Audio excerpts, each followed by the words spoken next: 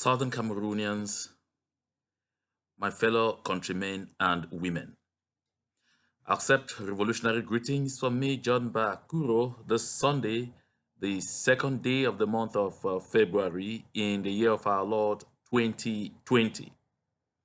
My dear people, today we are just 5 days away from that very important day, the first and most important day of the year 2020, which is the 7th of February, where we shall be having the worldwide demonstrations in the diaspora.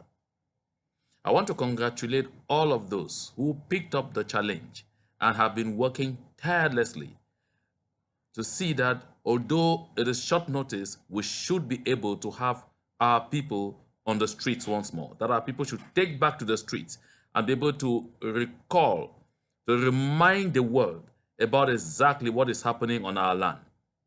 The genocide has intensified. It has not reduced. The reason we have to treat this as an emergency. We are not going to the streets on the 7th of February to return from there and lie on our laurels. We have to multiply our efforts, multiply our actions. This is an opportunity for the masses once more to take back the struggle into their hands and give it the flair that it deserves. There was a time we all enjoyed really doing this to get the world see what is happening to our people. We enjoyed going through the suffering, going through the difficulties, just so that our people should actually have that joy that we are standing in the gap for them. And so that the world should see that there is need to take urgent action to try and end the unfolding genocide in the Southern Cameroons. My dear people, today I'm specifically delighted because we are beginning to have clearer information in some cities across the world exactly how the demonstrations will happen.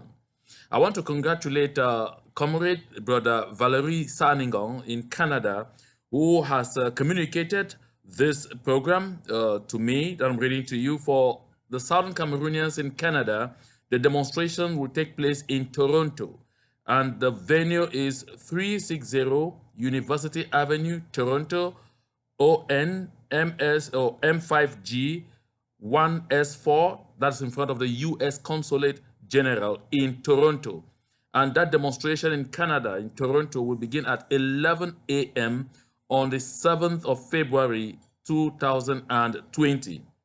In the United States of America, I want to particularly begin by congratulating Comrade Tabenyang Brado and Comrade Cometa Elvis, because they took upon themselves to try and do everything for us to have a venue.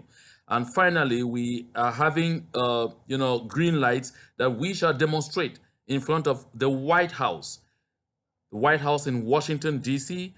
on the 7th of February 2020. And the demonstration at the White House will begin early because our window ends at 2 p.m. So we shall begin at 9 a.m.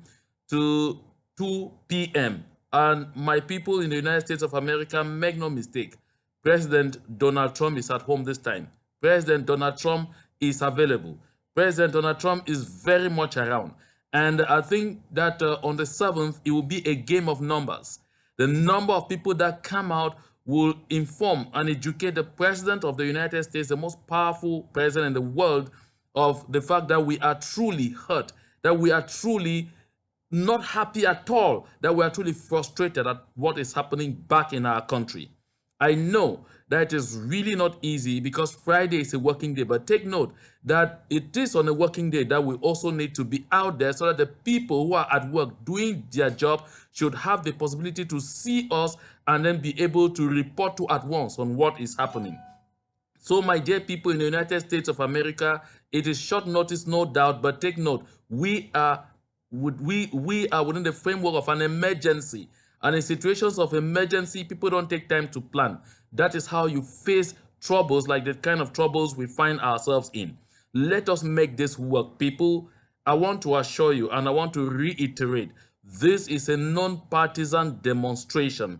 It is a demonstration of the people, by the people who want to make their voices heard, who want to make the world understand that they are failing, because the world declared after the genocide in Rwanda that never again. What has happened to the Never Again campaign? Was it only a slogan? My dear people, These are the questions we shall be asking when we in the United States all gather in front of the White House in Washington, D.C. on the 7th of February from 9 a.m. to 2 p.m.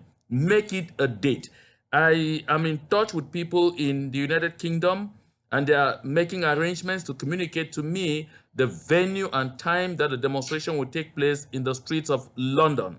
The same thing is ongoing in Germany, and I'm waiting for the people to communicate that information to me. But please take note, you don't need to absolutely communicate that information only to me. Communicate it to every other responsible Southern Cameroonian or leader, wherever they are, who have the opportunity to come out there and do mobilization. Communicate this information to our activists, whom I'm petitioning right now to devote all their platforms beginning today right up to the 7th of February to contribute in the mobilization of our people, so we all come out there and attract the attention of the world once more to what is happening on our land. Our people are suffering.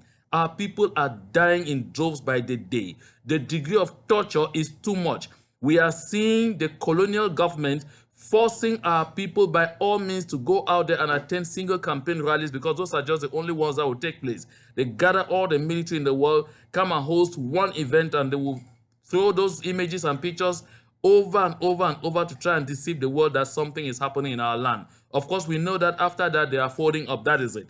And that's why they are doing everything to ensure that they are done and complete before the 7th of February, which is the lockdown moment. And take note, I will say that this lockdown, whether it goes from the 6th, from the 7th, it will end on the 12th. And so, my people, let us all come out again and do it. Let us all come out again and demonstrate. Let us all come out again and be counted. And again, I want to indicate that we have petitioned Professor Carlson Anyangwe to help this movement by preparing a unique message, a unique petition that will be shared out there to all Southern Cameroonians in the diaspora, wherever they are demonstrating, so that at the end of your demonstration, you will hand this petition to the officials at the office before which you will be demonstrating, so that we have just one message. We have one clear message from all Southern Cameroonians going to all of these offices across the world, so that we don't have any kind of confusion and contradiction when we send different messages.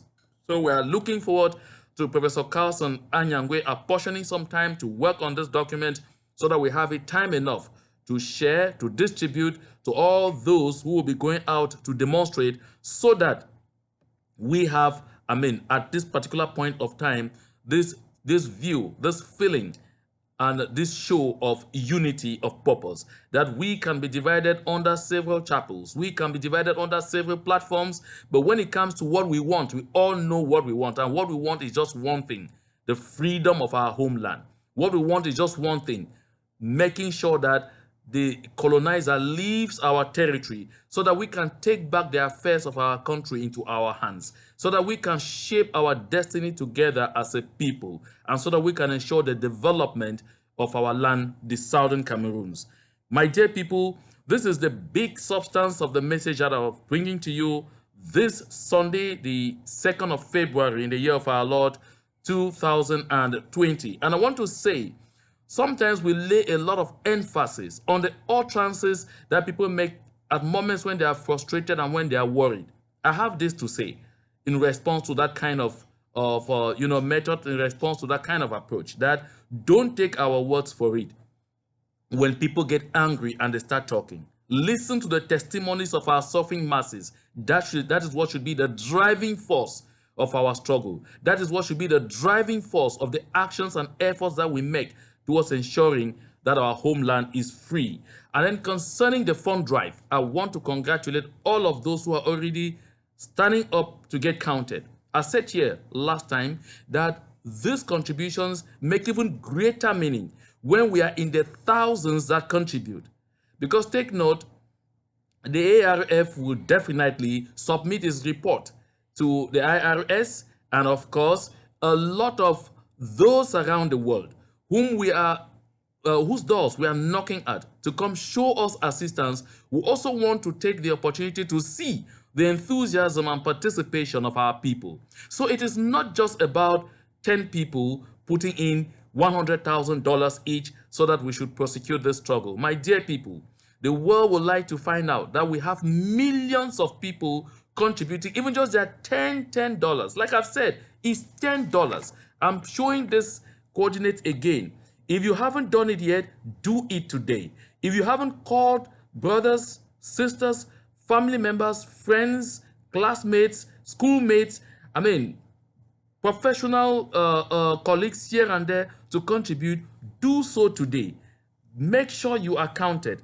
And like I said in my last communication, beginning Monday, the 9th of February, I shall come here to announce, when I get the information from the Ambazonian Relief Fund board members, how much would have been raised between this time and then. And every week we shall give this update so that we all together can see what progress we are making. We all together can see how many of us are standing up to be counted, and the world will be seeing with us how our people are mobilizing to ensure that freedom will be real, to ensure that we will break free from the vestiges of colonial domination on our country. My dear people, do not tell yourselves that others have contributed. I don't need to know. We all have to arise and be counted. Make sure you put in your $10 today, and make sure you remind others to do same. We will take back our country. This freedom is real.